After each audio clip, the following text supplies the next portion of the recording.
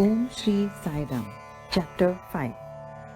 On a winter morning in the year 2003, Swami had come to the mandir to give darshan. He was sitting on his sofa while Ma was sitting at his feet. She asked softly, "Swami, may I touch your feet?" Swami nodded and smiled. Just as Ma stretched her hand forward to touch his lotus feet, she drew back startled.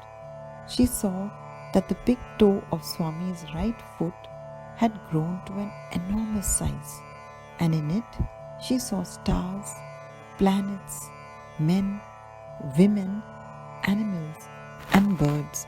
Everything was in a state of motion, as though in a film. She was completely taken aback and was not able to take her eyes away from the magnificent sight. Just then, she saw that in his next toe, which had also grown large, there were mountains, vast tracts of land, flowing rivers, trees, and plants. Everything was moving at his divine lotus feet. Similarly, in his third toe, she had darshan of Prashanti Nilayam, the abode of the Lord. She saw the hills, the ashram, the mandir and other buildings. She had never been to Puttaparthi but had seen pictures. In his last two toes, Swami blessed Ma with darshan of all the beautiful forms of God. Lord Narayana, Lord Shiva, Goddess Durga, Lord Ganesha and Hanumanji appeared, their hands raised to bless her. Ma said, "All the gods seem to be going round and round, just as the earth moves around the sun." As soon as she lifted her eyes to look up, it was all over. Swami's lotus feet were appearing to be normal again. Ma was speechless.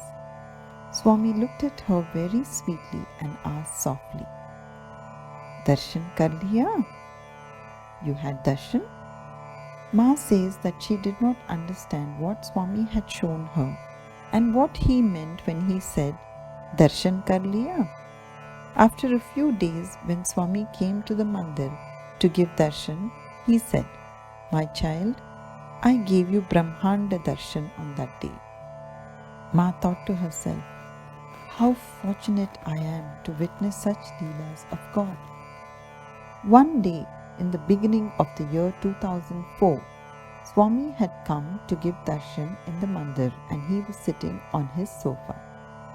Suddenly, he stood up and extended his hand forward to Ma. Ma immediately understood that Swami was going to take her somewhere.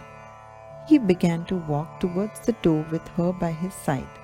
She had no idea where Swami was taking her, but soon she felt that she was floating in the air with him, while still holding his hand. After some time, they reached their destination. She found herself standing on the ground next to Swami. It was very early in the morning there. Swami said, "My child, this is Puttaparthi." Ma was overjoyed. She had always had the desire to go to Puttaparthi but had never been there. Swami held her hand gently and she went along happily, walking by his side. There were other people on the road going about their morning routine. It was clear that they were unable to see Swami. They walked down a narrow street and reached an enclosure with a small temple in it. Swami said, "This is my Janmasthanam." Swami took her to have darshan of the Lord Shiva Mandir, the Hanuman Mandir, the Kalpavriksham, Ma Ishwaramma's Samadhi, Gokulam, and Sai Kulwant Hall. Then Swami took Ma to have darshan of his room in Yajur Mandir. She says that it was a simple, small room. There was a slightly high, good-sized single bed in the room. Ma remembers that she saw a mosquito net on the bed. Next to his bed was a round bedside table on which she saw Swami's glass filled with water. A wooden cupboard was placed next to the bedside table. There was also one armchair in the room. She recalls that she saw a maroon-colored rug on the floor on which she saw Swami's slippers. After Ma had darshan of Prashanti Nilayam, for which she had yearned for long, Swami took her back to her mandir and then he left. A few days later, Swami took her for another visit. She was with Swami in a strange village and was walking by his side. Soon they reached a place where she saw a small hut. Swami did not mention where they were, but he took her to the entrance of this hut. A few people were standing there, talking to each other. Swami told her, "This is the place where I will reincarnate as Prema Sai." Every year, 19th November is celebrated as Ladies' Day in Prashanti Nilayam. Ved Path, bhajans, speeches, music, and other programs are conducted exclusively by ladies. In the evening, there is a cultural program including a dance drama by the students of the primary school Prashanti Nilayam. At that time, it used to be in the physical presence of Swami. On this day, Swami often gifted saris to the students, teachers, doctors, the hospital staff, as also to the ladies in charge of security and other ashram staff. On 19th November 2003, when Swami came to the mandir to give darshan to Ma, he was carrying a small packet neatly wrapped in his hands. With a loving smile that so beautifully lit up his lotus eyes, he handed the gift to Ma. Very carefully she began to open the packet. Inside it was a blue silk sari with a beautiful red border. Holding the gift close to her, Ma smiled through her tears. "Thank you, Swami." My younger daughter was studying in the primary school Prashanti Nilayam at that time. That evening, when we called to speak to her, we informed her that Swami had gifted a sari to Ma in the morning. She immediately asked, "Was it a blue sari with a red border?" We were surprised. "How did you know?" She replied laughingly, "Because those were the saris Swami gave here in Prashanti Nilayam also."